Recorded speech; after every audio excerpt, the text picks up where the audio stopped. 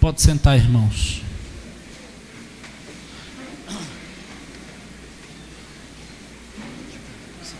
Foi eu mesmo que tirei.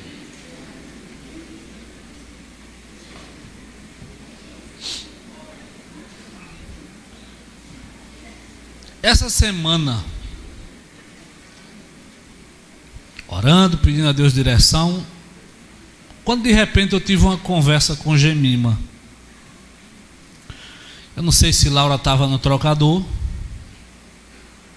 ou estava na cama deitada, e eu disse assim: se deixarmos ela ir, fecharmos essas portas e formos embora, ela morre. Ela é 100% dependente. E aí eu fiquei, eu não sei se eu falei ou se eu meditei, que o ser humano, quando ele nasce, parece que Deus já dá uma lição para ele, Marcos. É como se Deus dissesse assim para a gente: você tem que depender. E acredito que depender de Deus, depender do Senhor. E assim a minha conclusão no meu coração naquele momento, chega a me dar angústia pensando naquele negócio lá. Imagine Laura, a gente perdê-la por alguma razão e ela ficar só em algum lugar, dentro de um carro, por exemplo.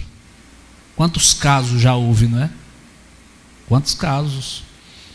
Ela não pode pedir socorro, só pode chorar, é o máximo que pode fazer, e chegará um momento que não vai mais chorar. Então assim, é como se Deus dissesse: olha, se você não depender de mim, você morre. No dia que você acha que pode viver sem Deus, você está começando a morrer.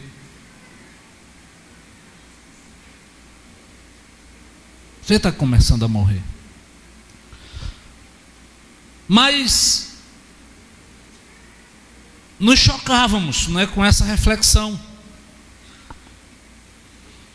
E a reflexão que a gente concluiu foi a seguinte: tão linda, tão doce a nossa Laura. Ela chora para comer, mas quando a gente pega, ela ri. E ela fica rindo e chorando. Ela não é chorona. E quando ela vê o peito, ela faz sabida. Eu disse assim: o ruim é que ela depende tanto da gente, e como é tão gostoso estar com ela. Mas ao crescer, pode tomar uma decisão de nos abandonar. Pode tomar a decisão de nos odiar e de nunca mais querer ver a nossa cara.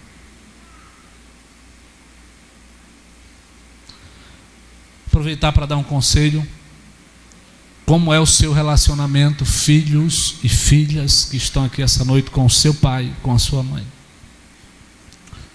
Ah, mas meu pai... Não.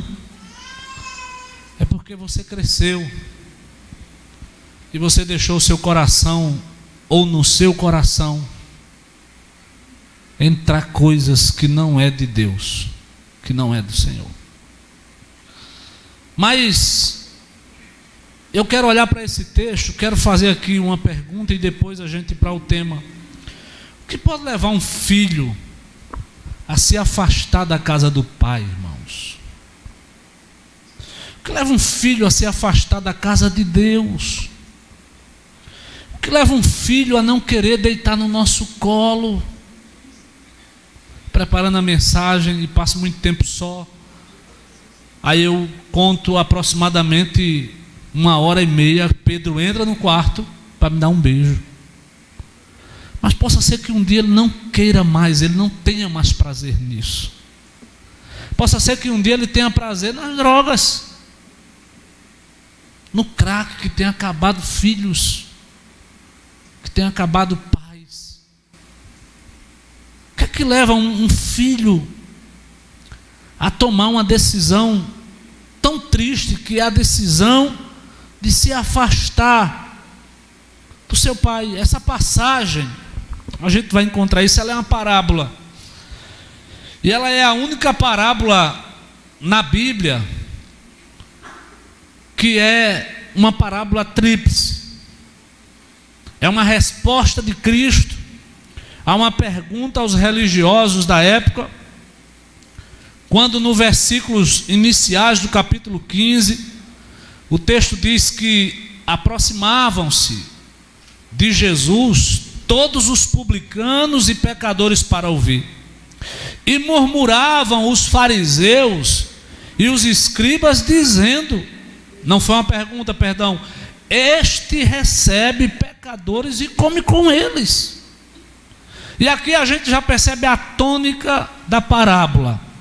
Essas três parábolas, elas falam de Israel. Israel foi um povo que durante a sua história se afastou dia após dia da casa do Pai. Tem uma palavra em Jeremias que é triste, e aí tem uma em Malaquias que é muito mais triste. Em Malaquias Deus diz, Sérgio, Gerson, eu abomino o divórcio. E aí eu perguntava, por que Deus abomina o divórcio? Primeiro que a gente sabe que divórcio não é de Deus, mas em Jeremias ele diz porque ele abomina o divórcio. É porque ele sabe a dor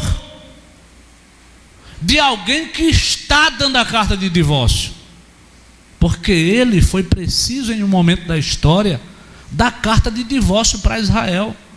E ele diz que Israel, tendo ele como esposo, procurou se prostituir com os deuses das nações vizinhas. E depois ele vai dizer que os deuses das nações vizinhas, o homem, a pessoa por quem Israel trocou este Deus, nem Deus é. E Jeremias diz, eles têm boca e não falam. Eles são feitos de ouro, de prata, de barro. Eles têm boca e não falam. Eles são criação da mente humana. E Israel abandonou esse Deus. Fala aí para quem está do seu lado. A gente sempre troca pelo que não presta. A maioria das vezes, quando alguém está querendo se separar, eu digo assim, você está iludido. Você está iludido, está pensando só em sexo. Depois de 30 dias, vai ver que é a mesma coisa. E às vezes a situação é pior do que a primeira. Esta parábola fala disso, mas a nível de aplicação, ela fala das nossas vidas com Deus. Nós, por muitas e muitas vezes, estamos deixando a casa do Pai, estamos deixando a casa do Senhor. Como eu sei que lá na frente não vou falar isso, lembremos que nesta parábola ele diz que haviam quantos irmãos? Quantos filhos? 2. Um saiu dos braços do pai e foi embora. O outro, mesmo dentro da casa do pai, estava longe dos braços do pai. Era alguém que trabalhava visando coisas, e que sentiu inveja quando o irmão voltou e disse, tu não desse nem um cabrito, nem uma cabrinha, quando isso matasse o bezerro. Cheio de inveja, coração cheio de que não prestava. Então quero logo dizer o seguinte, que talvez você que está dentro, ligado ao rol de membro de uma igreja, você esteja na mesma condição de quem está lá fora praticando tudo que não presta. Porque não adianta estar aqui neste recinto e nem no livro da igreja. Tem que estar nos braços de Deus. Mas o que é que me leva a me afastar da casa do meu pai? A primeira coisa que eu tentei ver na vida desse cidadão é a autossuficiência. A autossuficiência é aquele sentimento que você diz assim, eu não preciso de ninguém. Fala aí para quem está do seu lado, eu não preciso de você. É até ruim de falar, não é? Mas tem um bocado de filho aqui que tem dito isso para o pai, para a mãe. E tem um bocado de crente que tem dito isso para Deus. Eu não quero ser autossuficiente. Eu quero ser dependente do meu Jesus de Nazaré. A autossuficiência ela nos leva para longe de Deus e de pessoas que nós amamos. Quando nós olhamos para o texto, ele vai dizer no versículo 13: poucos dias depois de ter pego a herança, o filho mais novo, ajuntando tudo, partiu para uma terra distante. E lembre que essa terra distante pode ser o quarto da sua casa. Essa terra longe de Deus pode ser o seu trabalho. Tem pessoas que estão na igreja, mas no ambiente fora da igreja onde eles participam, e dentro dos seus quartos é um lugar onde a vida prática deles, a teologia prática deles é profanar o Senhor, é ir para distante de Deus. A autossuficiência, ela fere e machuca pessoas que realmente querem o nosso bem.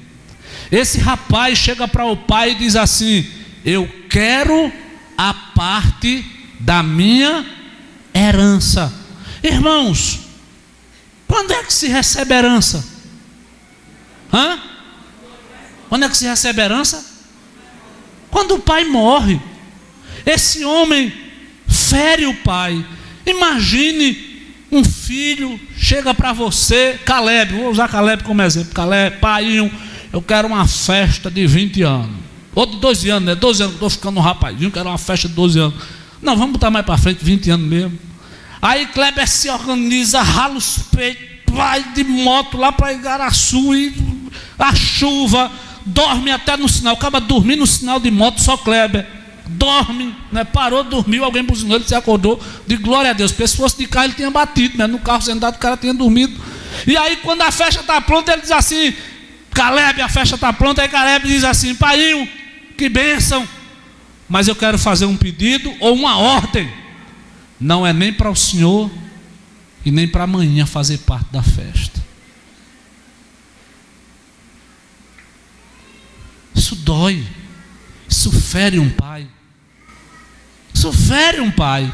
Eu não vou mentir, eu não sei como é que eu reagiria, mas a minha vontade era de mirar do queixo para o ouvido e dar um tabefe.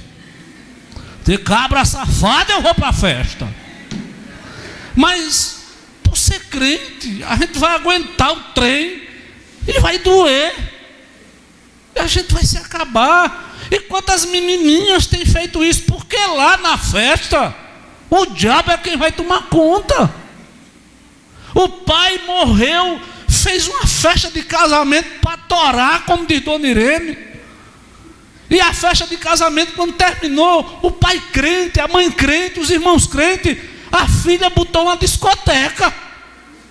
As festas cristãs têm sido uma vergonha de casamento. E eu vou para a festa para comer seu bolo, mas se eu chegar lá e tiver essa safadeza, não conte com a minha presença, porque eu não gosto de estar perto de quem não tem compromisso com Deus. Aí está as irmãs da igreja, que desde nova vive dentro da igreja, Alviné. Aí chega lá, está as irmãs, banho de lua, danou-se, festa de crente, jogo de luz, fumaça, o diabo a quatro, a gente ferindo os nossos pais. A autossuficiência faz a gente ferir quem ama. E o pior, ele arruma um problema com o pai. É como se ele dissesse, o pai tivesse dito assim, a Bíblia não conta os detalhes, é uma parábola, né? Mas então, pai, eu quero a minha herança. Aí o pai, tu quer me matar, menino? Não, é melhor que o senhor me dê do que esse desejo suja. Que coisa ruim. Agora lembre, a gente está falando de um profeta contando uma história no contexto judaico. Quem era que mandava na herança da família naquela época? Quem era? Quem era que mandava? Quem mandava na herança?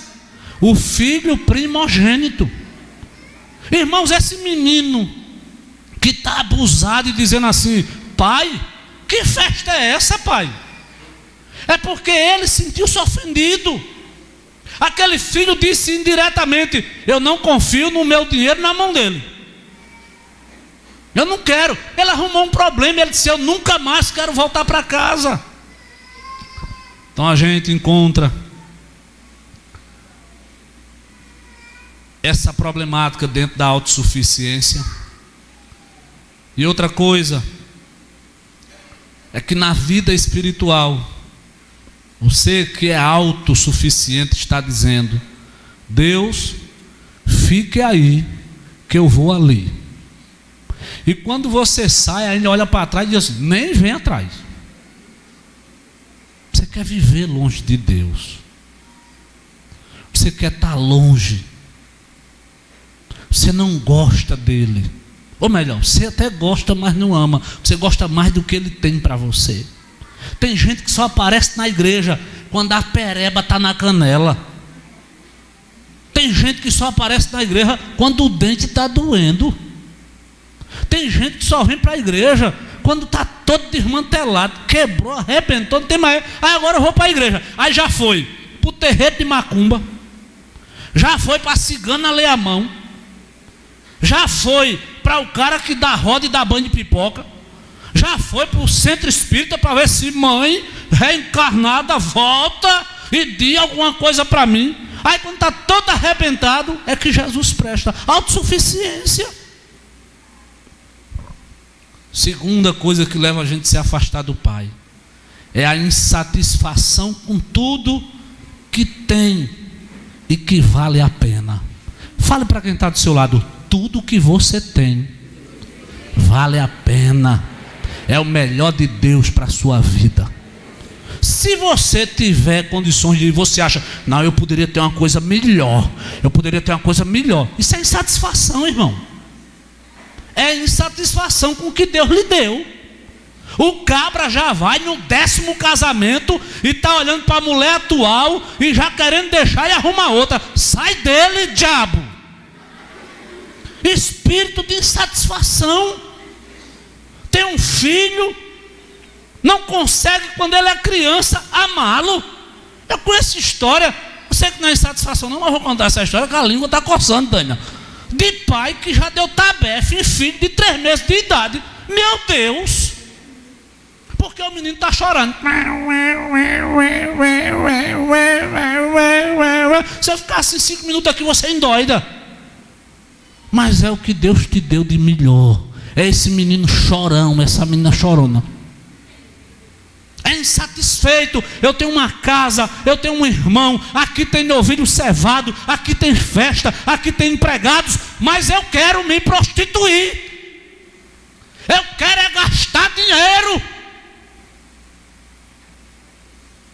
Eu quero é cachaça. Eu quero é a safadeza. Eu gosto da bandidagem. É o que esse filho pródigo está dizendo. Por causa da insatisfação. Pensando. Eu meditei o seguinte: que a insatisfação é a porta que se abre para uma vida sem limites. O cara tem aí está insatisfeito. O que é que vai acontecer? Ele vai correr para ter 2. Depois que ele ganhar o segundo, ele vai ficar insatisfeito de novo. O que é que ele vai querer? 3. E ele nunca vai parar. Eu quero estar longe do Pai, porque lá eu posso me prostituir. Lá eu posso tomar cachaça. Lá eu posso viver uma vida sem limite. E a insatisfação é uma porta para uma vida sem limite. O bode é o melhor lugar do mundo para se viver. Mas tem gente que mora aqui dizendo assim: se eu ficasse rico eu saía dessa praga. Cuidado para não sair da terra, viu? Cuidado para o Criador não lhe chamar logo e lhe dar uns carão lá em cima. Insatisfeito. Olhando para a vida desse rapaz, a gente percebe a autossuficiência e a insatisfação o levando para longe da casa do Pai. Aonde você está hoje? Aonde você está hoje? Você está nos braços de Deus? Ou você está no domínio da sua vida? Não, a igreja é muita regra, é muita coisa. Eu quero estar ali.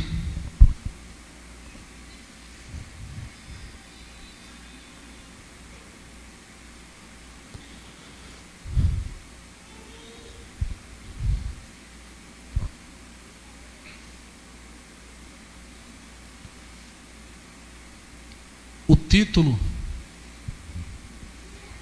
é aquele que eu mandei você falar no início.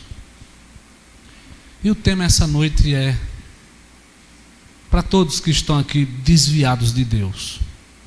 Os crentes desviados e os desviados. É hora de voltar para a casa do seu Pai.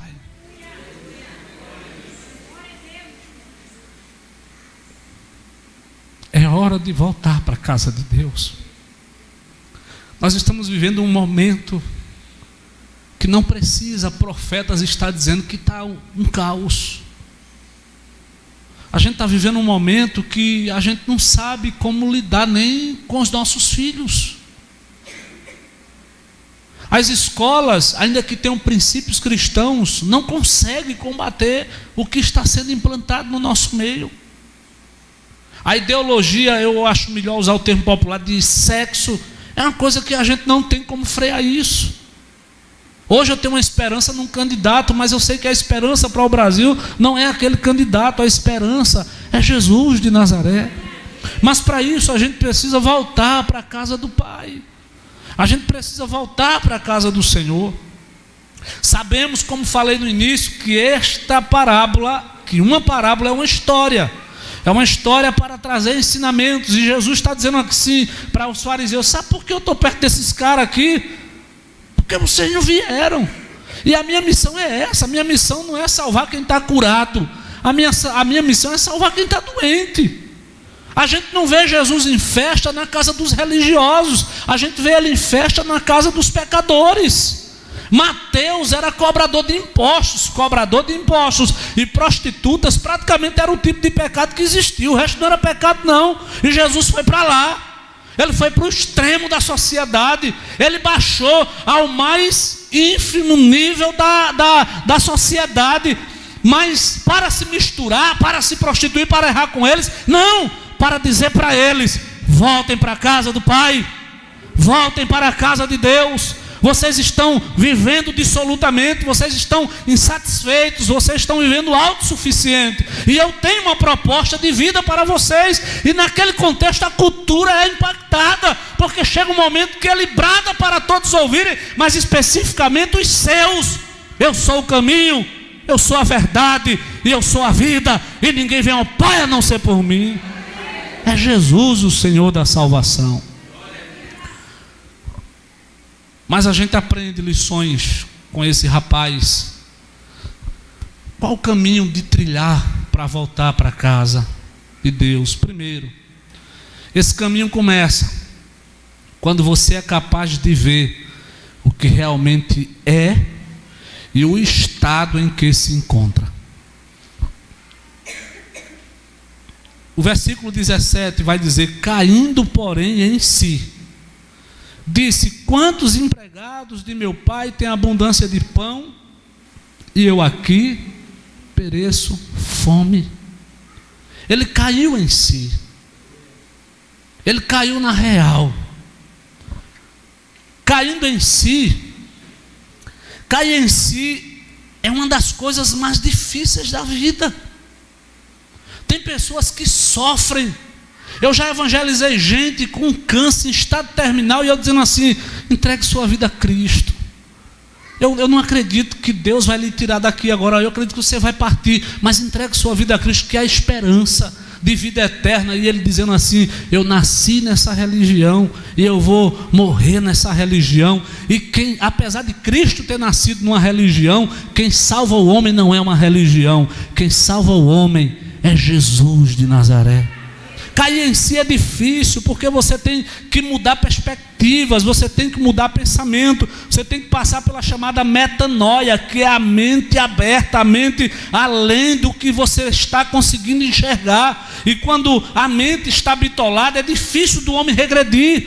Mas o Senhor essa noite está dizendo para nós que esse rapaz, ele caiu em si. E se esse rapaz caiu em si, você que está aqui essa noite visitando a igreja, você que é crente e está afastado de Deus, você tem condições de voltar para a casa do seu Pai. Cair em si é uma postura de despertar, de acordar, de tornar Tem uma tradução que vai dizer assim: e tornando em si. É como se ele entrou na dormência ou num sono da morte espiritual. Ele está consciente, mas ele não consegue perceber o perigo em que ele está vivendo. Como os meninos aqui da nossa comunidade, que às vezes são pegos lá em Boa Viagem, lá na parte nobre do Pina, roubando, às vezes com a faca na mão. E o roubar, eu digo, Gemima, que coragem esses camaradas têm, porque ele pode roubar alguém que quando ele der as costas está armado, como essa semana foram assaltar um rapaz aqui, eu acho que Boa Viagem, não, lá é no Janga, e aquele rapaz era um atirador, um professor de aula, um agente público, e matou aquele rapaz, 20 anos de idade, perdeu a vida, porque não caiu em si, não acordou para si, não conseguiu ver o perigo em que estava. E deixe-me lhe dizer, sem Jesus há um perigo eminente, porque cada um de nós que aqui estamos podemos morrer agora, e se morrer agora, aonde é que você vai acordar? Você sabe onde você vai acordar? Cair em si é tornar-se conhecido de você mesmo, como você realmente é. Só uma pergunta: quem é você? Você sabe quem é você? Cair em si é resultado do confronto com a realidade perturbadora. Exemplos de confronto perturbador na minha vida. Eu lembro que nas épocas de bailes, eu inventei de paquerar uma das meninas mais bonitas da minha cidade. E eu ficava olhando por baixo assim. O matuto olha por baixo.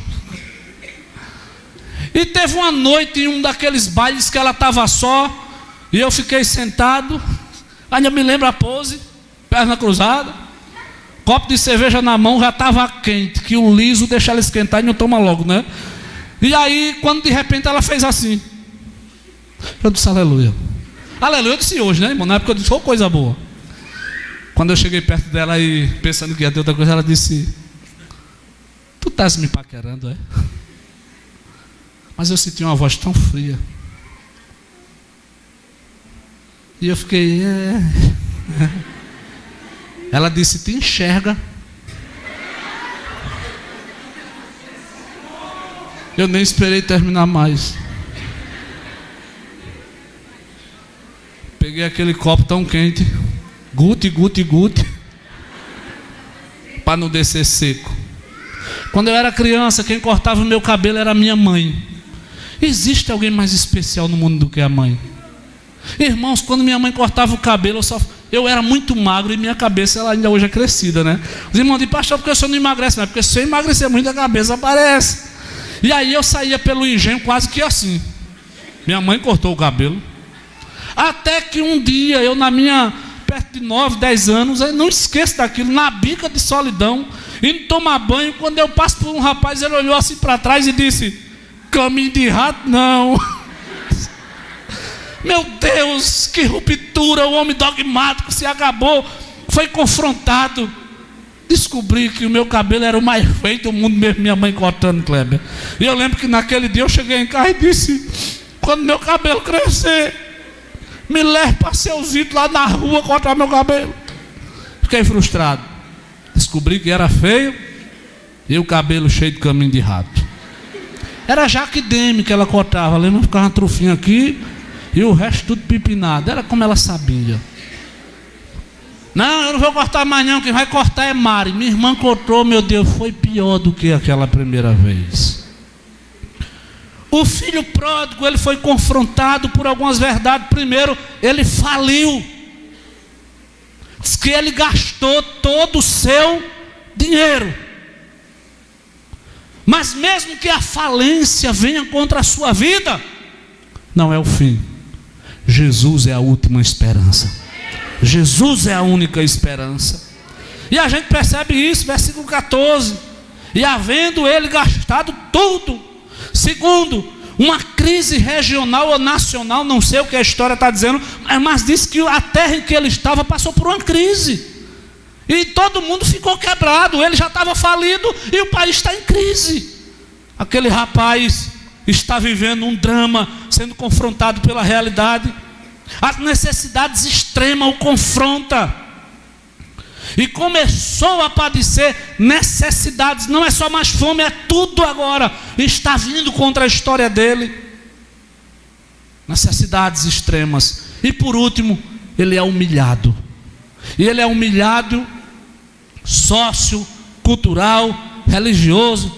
Ele é humilhado em todos os aspectos, pois Jesus está contando história para judeu. E o judeu, irmão, ele odeia duas coisas: cachorro e porco. E aquele rapaz arrumou um emprego. Ai meu Deus, tirei a barriga da miséria. O que foi que ele foi fazer? Foi cuidar de porcos. A crise era tão grande que talvez o homem nem dinheiro para pagar ele tinha. Ou quando ele chegou, por não ter nada, e ele ficou cuidando dos porcos, ele sentiu desejo de comer a comida dos porcos, que não é lavagem, viu gente? Lavagem é aqui do Brasil, é o nosso contexto. Lá não, lá a comida até que dá para se comer. Mas para um judeu comer aquilo, ele não iria ao extremo. E neste ponto do confronto da vida, é um momento que é crucial. Porque aqui você entra em duas possíveis resoluções. Primeiro você pode dizer assim: tudo que eu faço e sou dá errado. E aí se afunda mais, se joga ao caos da história. Mas é aqui neste confronto que você pode tomar a outra decisão. E foi a decisão que ele tomou. Meu Deus, está tudo acabado, eu estou nessa humilhação, mas na casa do meu pai existe comida em abundância. Eu vou voltar em nome de Jesus. Talvez você está no extremo da sua história. Talvez você já fez coisas que nunca imaginou fazer. E talvez o que você está dizendo é assim: não, eu vou mais para frente um pouquinho, eu vou mais para frente um pouquinho. Hoje o Senhor te diz: é hora de voltar para casa. Não insiste mais com isso. Volta, porque na casa do Pai tem muito mais do que você pode pensar e imaginar. Louvado seja o seu nome. Segundo, só vamos voltar quando reconhecemos os nossos pecados. Pergunte a quem está aí pertinho de você: você sabia que você é pecador? E não só isso, que você comete pecados. Você é mau. Tu gosta, né, Kleber? Levantar-me-ei e irei ter com meu pai, e lhe direi: Pai, pequei. Ninguém chega nos braços de Deus sem o reconhecimento do pecado. Olhando com atenção para o texto, observamos que pecado é estar nesse contexto com pessoas erradas, é estar com atitudes erradas, é estar no lugar errado, é ter saído da casa e ter ferido seu pai e sua família. Pecado, positivamente, é o não desobrigar-se dos deveres para com Deus. É a atitude errada com a pessoa de Deus. É a ação errada em relação à vontade de Deus. É a ação errônea em relação aos homens. É a atitude errada em relação a Jesus. A realidade do pecado é revelada na Bíblia, é observada pelos homens, é experimentada pelos homens. O pecado existe. A direção do pecado contra a Trindade, contra o próximo e contra você mesmo. Aqui eu preciso fazer uma observação. O cara às vezes está adulterando, ou a mulher está adulterando, aí chega no gabinete, sabe qual é a cara de pau que ele tem de dizer? Eu não estou pecando nem contra a igreja nem contra Deus, eu só pequei contra a minha esposa. Nojento. Todo pecado, ele pode ter direções somente horizontais, ele pode ser contra as pessoas, pode, mas todo pecado, ele fere a santidade do Altíssimo. Se um pregador se levanta e diz assim: Jesus não é Deus, ele está pecando contra a teologia, mas esse pecado fere a Deus. Então não venha para mim com essa conversa mole. Um dia eu disse para um assim, com o dedo no peito dele: você não é teólogo. Aí você tem que se amostrar, tem que se impor, sei lá. Você não é teólogo, você está errado, seu coração está endurecido pelo pecado. Pecado fere a santidade do Senhor. Por último, Primeiro, você tem que cair em si. Segundo, tem que reconhecer o pecado. Mas não adianta essas duas atitudes. Você tem que sair de onde está, em fé, e só parar nos braços de Deus. O que é fé? É o firme fundamento das coisas que se esperam e a convicção das coisas que não se vê. Ele teve fé de quê? A fé de que pelo menos falaria com o Pai e pediria perdão, Kleber. Ele teve a fé de comer pelo menos um pedaço de pão. Ele teve a fé para tomar essa atitude e sair, de ficar, ainda que fosse como um escravo, mas ficar lá na fazenda. Ele tinha fé de receber coisas que aos seus olhos agora tinham valor. Antes ele não valorizou dinheiro, não valorizou família, não valorizou nada, e agora ele está valorizando o ser escravo. Ele está dizendo, lá tem escravos que comem coisas extraordinárias. E às vezes na vida tem o crente abestalhado que está passando por esse processo. Só cresce na fé, só se desenvolve, só se aproxima de Jesus quando o catabia alcança a sua vida, quando a tristeza, a dor alcança a sua vida. É dia de ser inteligente, é dia de alcançar sabedoria e de confessar a Jesus enquanto está tudo bem, meu irmão. Ele tinha fé dessas coisas, mas ele recebeu um Pai cheio de compaixão, amor, respeito que ele não merecia, a honra que ele não merecia, para dar-lhe, e ainda recebeu um abraço e uma festa somente para ele. Eu quero finalizar dizendo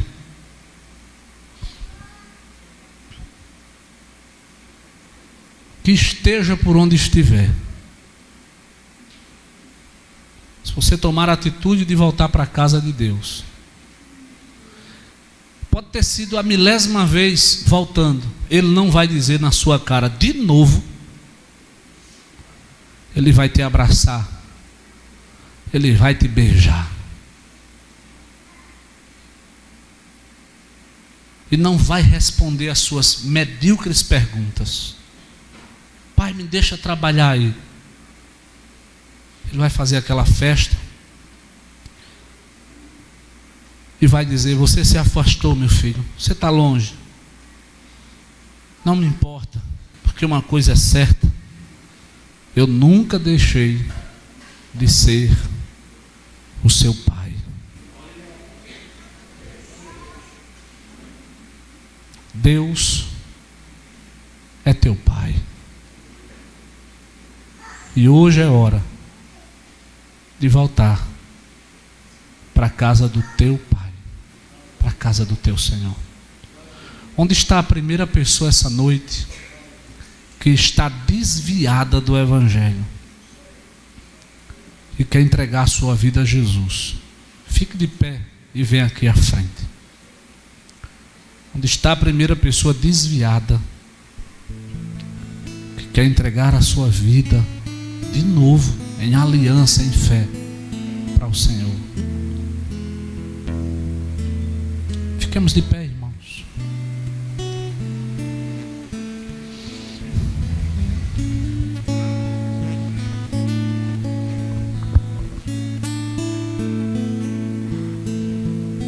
A igreja fecha os olhos por um instante. Onde está a primeira pessoa essa noite que quer entregar a sua vida a Jesus? Onde está a segunda pessoa esta noite que quer entregar a vida para Jesus?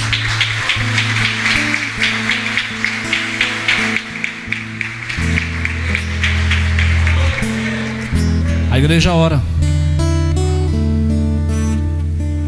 Tinha uma música que alguém cantou há muito tempo atrás, mas eu não sei. Para aí, Luciano, senão eu não vou conseguir. Acho que ela diz, eu quis viver a minha vida. Eu quis viver a minha vida, sair por aí, mas eu te confesso que não consegui. Eu estou cansado, deixe-me entrar. Onde está a terceira pessoa essa noite? Onde está a terceira pessoa? Você está vindo? Venha.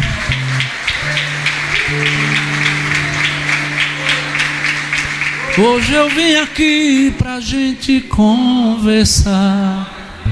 Vai tocando aí, Luciano. Eu não sei cantar mesmo essa música. Onde está a terceira pessoa essa noite que quer entregar a sua vida a Cristo?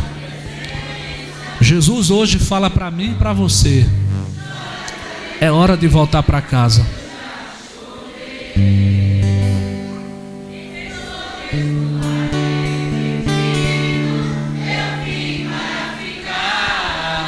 Aonde eu estava não era meu lugar. Senti tua falta, por isso eu voltei. Onde está a terceira pessoa essa noite? A igreja fecha os olhos e ora um pouquinho. Tem tanta gente visitando hoje. Eu acredito que você ouviu o chamado do Senhor. Pela última vez, porque hoje a hora já foi. Pela última vez, tem alguém essa noite que deseja publicamente dizer para os homens, para os anjos e acima de tudo para a Trindade Santíssima: eu quero Jesus como o Senhor da minha história. Tem uma jovem aqui entre nós essa noite que o Senhor te chama. Você talvez está dizendo assim: isso é conversa de pregador. Não é. Onde eu estava não era meu lugar. Senti tua falta, por isso eu voltei. Onde está a quarta pessoa essa noite que quer entregar a vida a Jesus?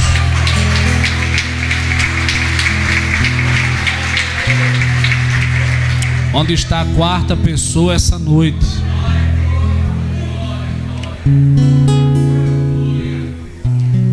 Você sabe que você tem comido longe de Jesus. Nada que preste.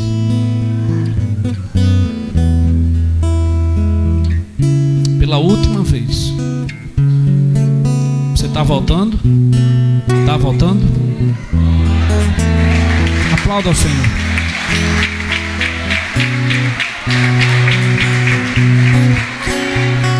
Lula, Júnior, fica aí perto dele. Então não é mais pela última vez. Onde está a quinta pessoa essa noite que quer entregar a sua vida a Jesus? Semana toda a oração era outra, mas hoje eu disse assim: Senhor, leva os pecadores para ouvir a sua palavra. Na hora de vir para a igreja deu uma chuvada, Kleber. Tem mais alguém que está vindo aí? Bendito, eu vim para ficar. Aonde eu estava não era meu lugar. Senti tua falta. Parece que a gente só sabe esse pedaço da música, não é, minha irmã? A gente tá enrolado com essa música. Janaína, puxa aquela outra lá. Tem mais um adolescente vindo aí. Dê uma salva de palma para o Senhor.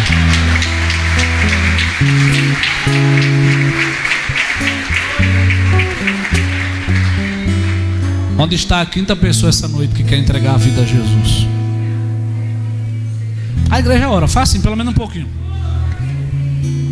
É a sexta? 1, 2, 3, 4, 5. Onde está a sexta pessoa?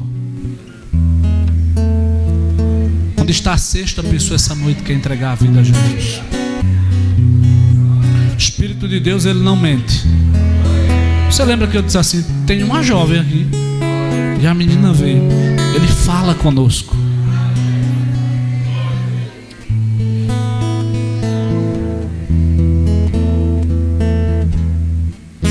Onde está o jovem? Mas pastor, eu já sou pai de família, eu sou mais jovem. Não, eu sou jovem, menino. Eu, com a lapa de barriga dessa eu sou jovem, 41.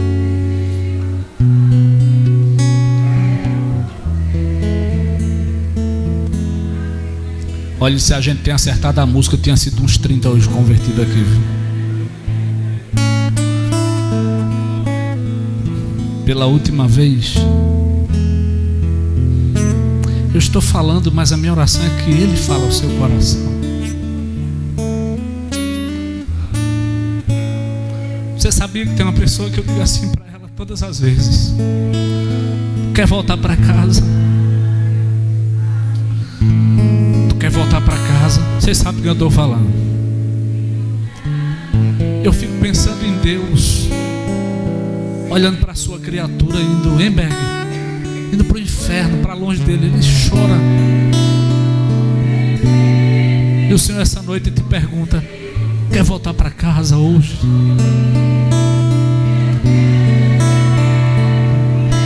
Construir, vou regressar ao caminho, vou ver as primeiras obras, Senhor. Quando terminar essa parte da música, a gente ora. Eu me arrependo, Senhor. Senhor, me arrependo, Senhor. Eu quero voltar ao primeiro amor, ao primeiro amor. Eu quero voltar a Deus. Agora a gente encerra pela última vez. A sexta pessoa que quer entregar a vida ao Senhor, quer voltar para a casa do Pai, dê um sinal com a sua mão. Deixa eu olhar para todo mundo direitinho. Se não há, tem gente que diz assim: é bom que Jesus volte hoje. Não, é bom mesmo, mas eu quero que Ele te dê a oportunidade. Amém? Venham para cá, para cima. E quem estava com você, suba também. Marcos, suba com o rapaz. Vai, sobe todo mundo.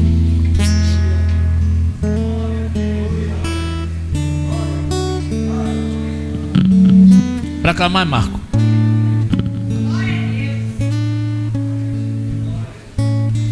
Qual é teu nome? Júlio César. Viviane,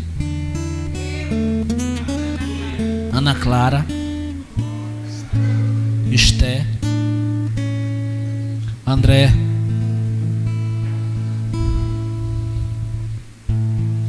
vamos orar por eles. Qual o seu desejo para a vida de cada um deles? Peça a Deus, estenda a sua mão. Pai querido, Pai amado, eu desejo para a vida desses irmãos que eles prossigam na fé.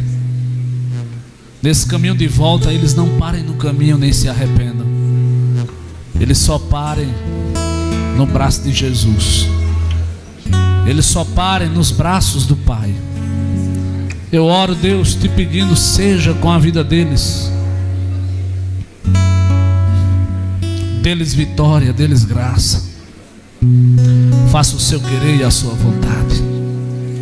Ajude os jovens para cuidar dos jovens.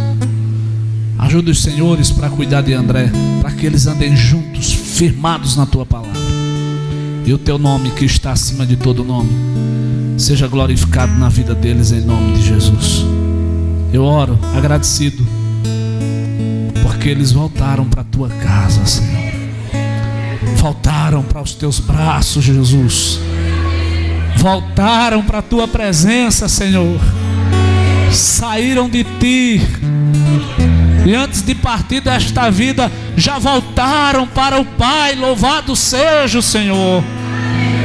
Nós te agradecemos e te pedimos, seja com eles em todas as áreas da vida, família, vida emocional, vida física, vida espiritual, para que eles sejam crentes prósperos diante de ti, E a igreja recebe esses irmãos como congregados dessa igreja, daquele jeito que a gente recebe, em nome de Jesus.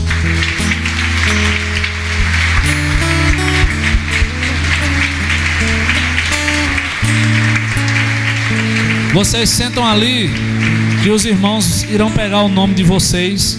Pastor Jacques vai orar, Kleber vai orar encerrando, e Jacques vai dar a bênção. O lanche está sendo vendido aonde? Aí, não é mandar aqui que era lá atrás, mas na frente. Amém? Amém, diácono Kleber. Uma semana de bênção, de paz para a sua vida e família. Amém, irmãos. O lanche está sendo vendido lá atrás hoje. Voltou para frente? Meu Deus, dá um aviso. Amém.